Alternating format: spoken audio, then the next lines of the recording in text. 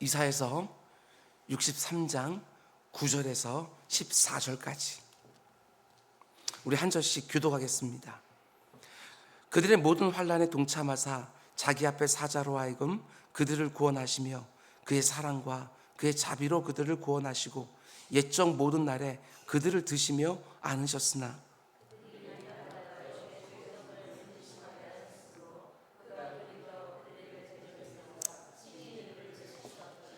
백성이 옛적 모세의 때를 기억하여 이르되 백성과 양떼의 목자를 바다에서 올라오게 하신 이가 이제 어디 계시냐? 그들 가운데 성령을 두신 이가 이제 어디 계시냐?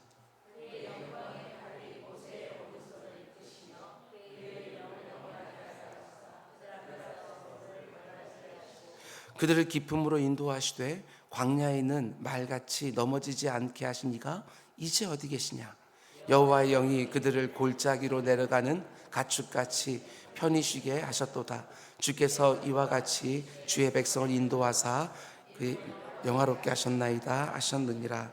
아멘. 아멘. 우리 잠시 기도하겠습니다. 사랑해 주님 감사합니다. 우리에게 또 이렇게 새로운 날을 허락해 주셨습니다. 그 누구도 살아보지 못한 이 새로운 날, 아버지 우리 가운데 속에 의심과 불안과 두려움으로 하루를 시작하지 않게 하시고 하나님께서 나에게 완벽한 하루를 허락해 주셨다. 믿음으로 고백하면서 오늘도 곳곳에 숨겨져 있는 하나님의 은혜들 취하는 우리 모두가 되게 하여 주시옵소서. 특별히 우리 김학수 집사님 오늘 발인 예배와 하간 예배가 진행이 되었습니다. 아버지 오랫동안 함께 신앙생활을 했습니다. 아버지 이 땅에서 그의 가족들이 아버지 치르는 모든 의식 가운데 함께하여 주셔서 그 가운데 위로가 있게 하시고 천국 소망 가득하게 하여 주시옵소서. 오늘 새벽에도 드려진 예물이 있습니다. 비전원금과 선경금과 10의 1조를 구별하여 드린 우리 이강원 장로님, 구자영 권사 예물을 받아주시고 그 손으로 하는 일마다 많은 열매가 있게 하여 주시고 내가 모든 것들을 하는 것이 아니라 하나님의 손에 올려놓을 때 하나님께서 축사해 주시고 그 가운데 놀라운 것 우리가 생각하고 구하는 것보다 더 능한 것들로 우리를 채워준 줄 믿고 오늘 하루도 힘있게 충성하는 가정이 될 수 있도록 주님 은혜 베풀어 주시옵소서. 아버지 그 가정에 허락해 주신 우리 한준이와 한나 아버지 자녀들을 기억하여 주셔서 그들의 삶 가운데에도 부모들이 정말 하나님 앞에 온전히 헌신하려고 하던 그 마음이 자녀들에게 임하게 하여 주시고 갑절의 은총으로 주님께서 더하여 주시옵소서. 오혜정 선교사님 감사 예물을 드립니다. 주님께서 아버지 하나님 그 모든 사역 가운데 속에 힘들고 어려웠던 것들 가슴에 달았던 것들 그 모든 것들이 잘 치유되고 회복되게 하여 주시고 아버지 다시금 사명감으로 가득하게 하여 주셔서 아버지 선교제가 그 모든 사역들 아버지 즐겁게 감당할 수 있도록 주님 은혜 베풀어 주시옵소서. 이 모든 말씀 예수님의 이름으로 기도드렸습니다. 아멘. 아멘. 여러분 잘 오셨습니다. 오늘 어제보다 더 좋은 날이 좀 있습니다. 아멘. 오늘 이사야서 강의 167번째 시간입니다. 오늘 말씀의 제목은 그때 나를 도와주셨던 그 하나님 지금은 어디 계십니까? 이런 제목으로 말씀 전하도록 하겠습니다. 오늘 제목을 기억해 두십시오. 오늘 우리의 기도 제목이 될 것입니다. 그때 나를 도와주셨던 그 하나님 지금은 어디 계십니까? 이런 제목입니다. 어제 새벽에 말씀드린 것처럼 오늘 본문 63장과 뒤로 이어지는 64장 말씀은 어떤 면에서 우리에게 기도를 가르쳐주는 구약의 가장 대표적인 본문이다 이렇게 말할 수 있습니다. 특별히 오늘 우리가 살아가는 이 시대처럼 성도들에게 회복이 필요하고 교회의 부흥이 필요한 이런 시대에 우리가 어떻게 기도해야 되는가 그걸 보여주는 가장 전형적인 내용 중에 하나 그게 바로 63장과 64장 말씀인 거예요. 그러면 오늘 본문 63장은 우리에게 어떻게 기도하라고 하느냐? 지난 시간에 말씀을 되돌아보면 기도의 자리로 들어갈 때 간구가 중요한 건 분명하지만 그 간구부터 쏟아놓는 것이 아니라 우리의 기도를 들으신 하나님이 어떤 분이신지 그것부터 믿음으로 고백하면서 기도를 시작하라. 그래야 기도가 제대로 나올 수 있다. 내 기도를 받으시는 분이 어떤 분이신지 확신이 없는 상태에서 간구를 드린다? 그 간구가 제대로 나올 수가 없겠지요. 그러면 63장은 하나님이 어떤 분이라고 말합니까? 그 어떤 자격이나 조건도 되지 않는 그 이스라엘 백성들에게 모든 자비와 사랑과 큰 은총을 지금까지 베풀어 주신 하나님이라는 것입니다. 내 기도를 들으시는 하나님이 이런 분이라는 것을 먼저 분명하게 고백할 수 있어야 자격이 되지 않음에도 불구하고 그 어떤 조건도 내가 충족시키지 못했음에도 불구하고 우리가 담력을 가지고 하나님 앞에 간구할 수 있게 되어지는 거예요. 정말 그렇습니다. 사실 여러분과 저는 하나님께 뭔가를 구할 수 없는 죄인들 아닙니까? 하나님께 좋은 것을 구할 만한 자격도 조건도 되지 않는 허물 많은 죄인들이 맞습니다. 그러나 하나님이 지금까지 그런 우리에게 자비와 사랑과 은총을 베풀어 주셨다는 사실을 우리가 기억하게 되었으면 나의 어떠함과는 상관없이 오직 그분의 신실한 성품만 딱 붙들고 그분 앞에 나아가 그분의 응답을 담력을 가지고 간구할 수 있게 되어지는 것이지요. 특별히 나의 과거 속에서 하나님이 어떻게 해주신지를 돌아보면 오늘 나의 문제를 놓고 기도하는 데에 얼마나 힘이 생기는지 모릅니다. 그때 나를 도와주셨던 하나님 오늘도 나를 도와주시리라. 다릅니다. 기도하는 마음이 다를 수밖에 없습니다. 오늘 본문의 이사야 선지자도 마찬가지지요. 이스라엘 백성들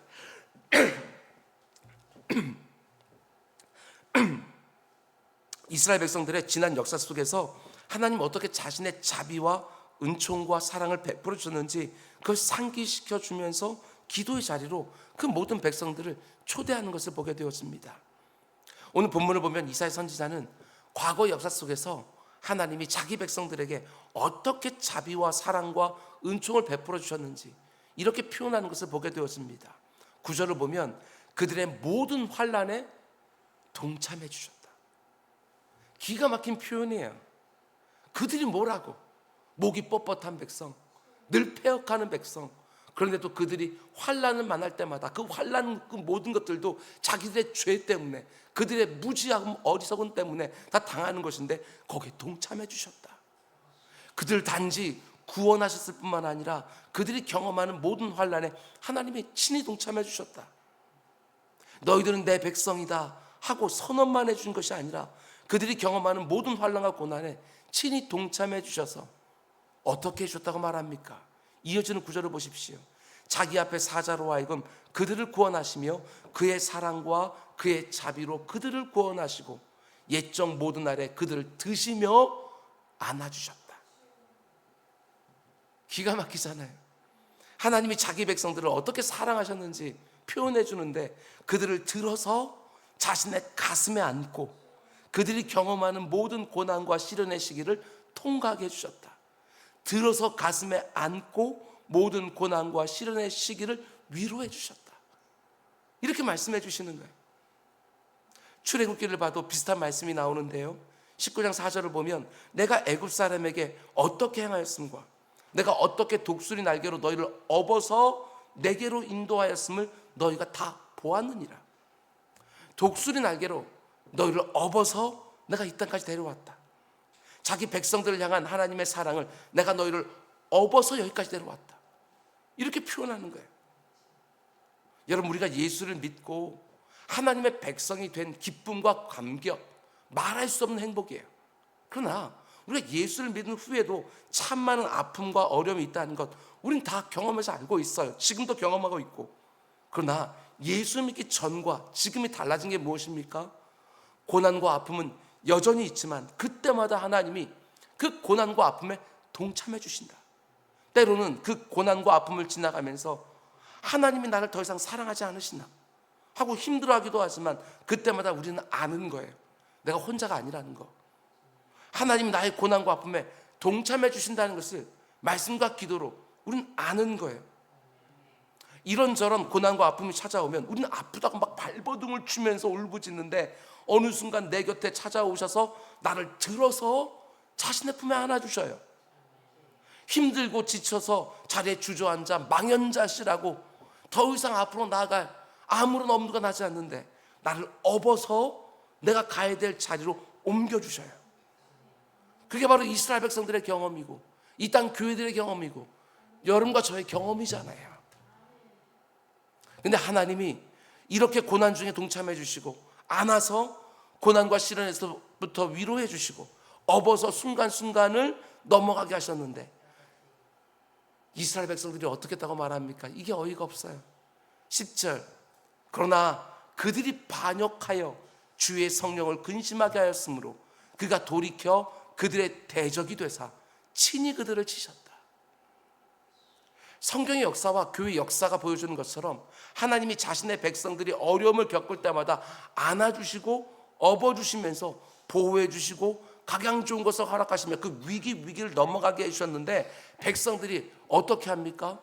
너무나도 희한하게도요, 교만해져요. 위기 때는 울고불고 하나님께 매달리는데 그걸 넘어가기만 되어지면 교만해져요. 어떤 식으로 교만해져요? 마치 내가 한 것처럼, 내가 그 위기를 넘어온 것처럼, 내가 잘 견뎌서 그 가운데 속에 이렇게 이 자리에 와 있는 것처럼, 그러면서 하나님께 반역하기 시작합니다. 하나님 은혜를 경험했는데 오히려 하나님의 말씀에 거역해요. 하나님 근심케 하는 거죠. 이스라엘이 출애굽해서 광야를 지날 때도 얼마나 그런 일이 반복되었습니까? 오죽하면 하나님이 탄식하며 이렇게까지 말씀하셔요. 신명기 8장을 보게 되었으면 너희가 그 약속의 땅에 들어가서 풍성함을 경험할 때, 광야 40년 동안 하나님의 그 은혜를 다 경험했음에도 불구하고 그 약속의 땅에 들어가서 모든 정복전쟁을 하나님께 진두지휘해 줬음에도 불구하고 모든 풍요로움을 겪게 되었을 때 내 손으로, 내 땀으로, 내 노력으로 이 모든 것을 얻었다 하면서 너희들이 우상을 섬기리라. 하나님 그렇게 말씀하셔요. 아니, 하나님이 안아서 업어서 그 모든 것을 다 허락해 주셨는데 너무나 어리석게도 내가 했다, 내가 이루었다, 나는 남다르다, 나는 특별하다. 여러분, 우리도 별반 다르지 않아요. 이럴 때가 얼마나 많은지. 이런 패역한 모습이 그 당시 이스라엘 백성들에게만 있었던 게 아니에요. 제가 여러 차례 말씀드렸지만 제가 너무나 좋아하는 400년의 영적 부흥을 이루었던 청교도들, 영국 교회도 마찬가지예요. 뿐만 아니라 그 청교도들이 이주해서 이루어 놓았던 그 미국도 이제는 아메리카 퍼스트 하면서 내리막길로 가는 모습을 우리 다 보고 있잖아요. 너무너무 안타깝고 마음이 아파요. 하나님의 넘치는 은혜를 받아서 그 모든 특별한 혜택들을 누렸던 하나님의 사람들이 어느 순간 교만해져서 하나님을 찬양하고 그분의 은택을 높이는 것이 아니라 자기 자랑, 자기 신뢰, 자기 영광을 마음껏 추구하면서 그렇게 망해가는 거예요. 근데 저는 이 부분이 참으로 두렵습니다. 이스라엘 백성들이 하나님의 은택을 다 잊어버리고 교만해져서 하나님께 반역하고 하나님을 근심케 하니까 하나님이 결국 어떻게 하셨다고 말씀하십니까?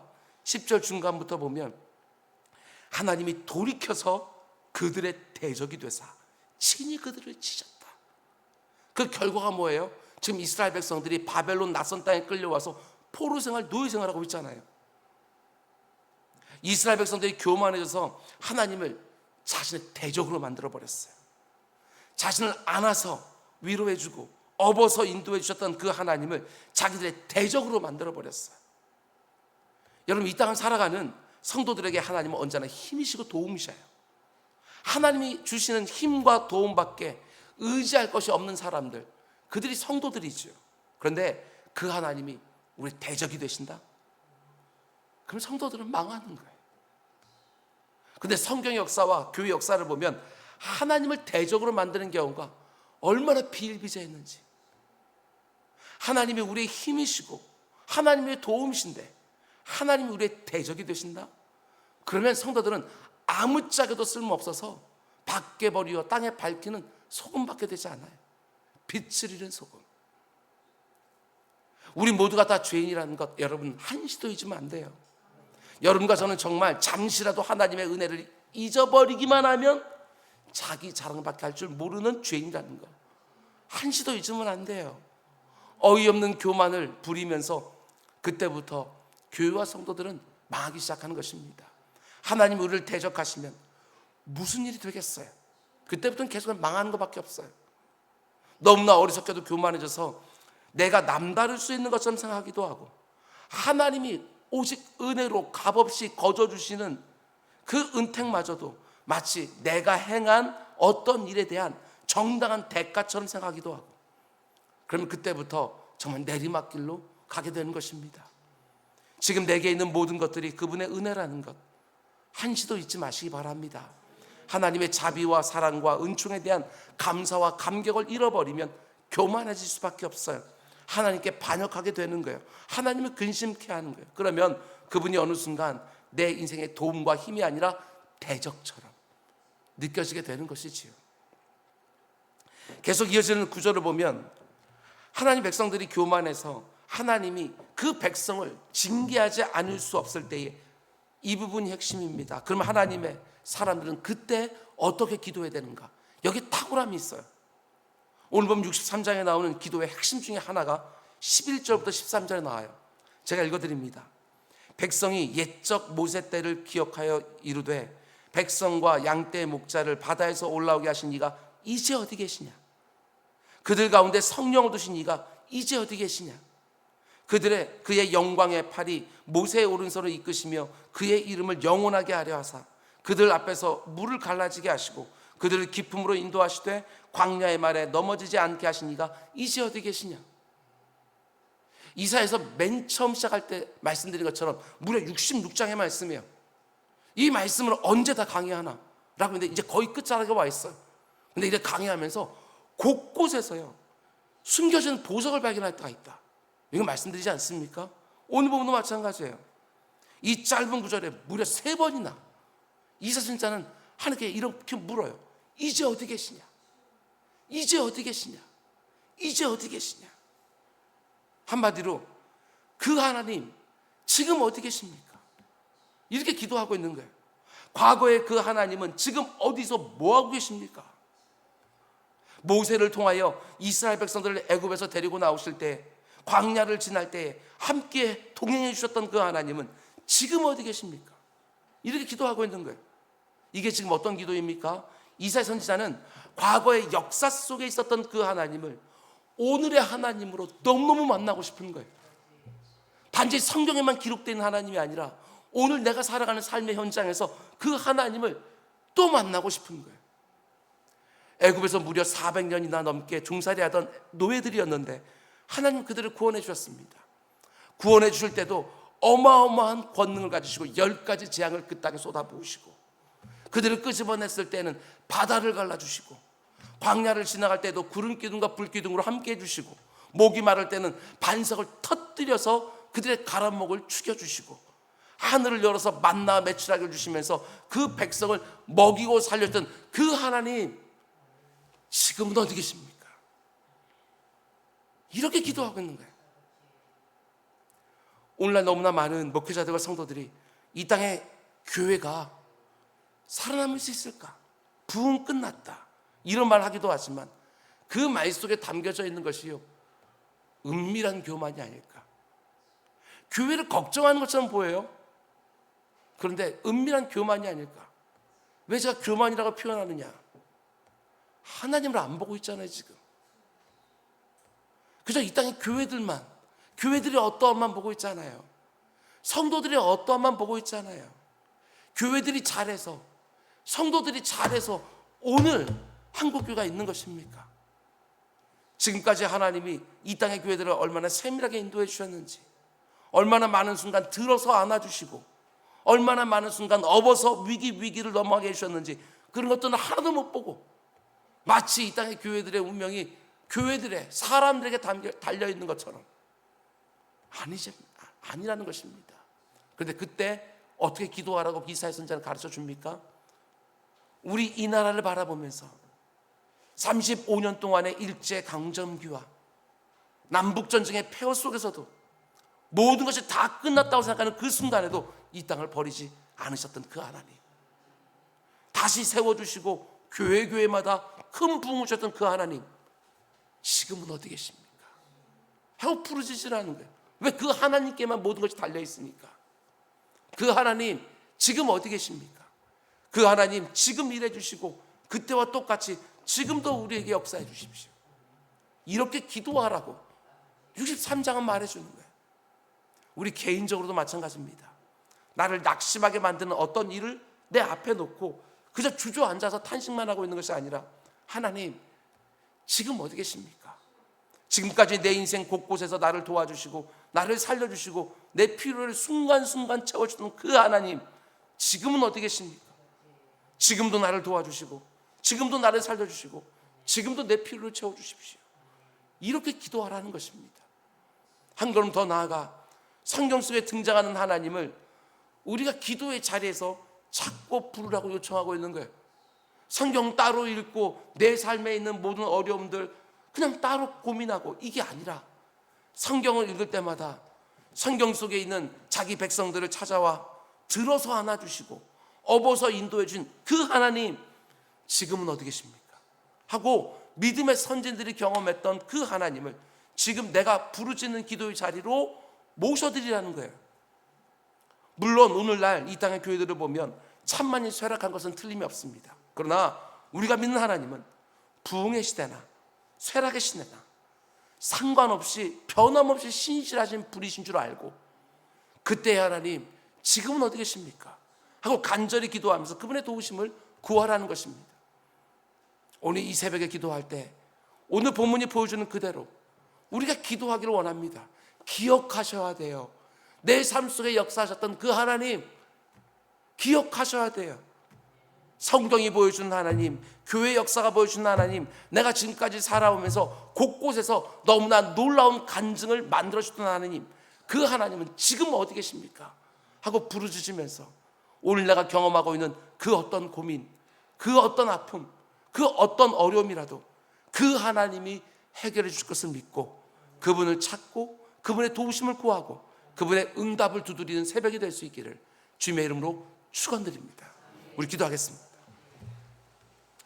사랑이 많으신 아버지 하나님, 우리가 지금까지 경험했던 그 하나님, 지금은 어디 계시냐고 부르짖었던 그 이사야의 기도가 오늘 이 새벽에 우리의 기도가 되어서 지금까지 내가 경험했던 그 하나님, 그 간증들을 쭉 돌아보면서 오늘 내 문제 가운데 그 하나님이 또다시 역사하시고 믿고 힘있게 간구하는 새벽이 되게 하여 주시옵소서. 이 모든 말씀 예수님의 이름으로 기도드렸습니다. 아멘. 너희께 기도하라. 하늘에 계신 우리 아버지,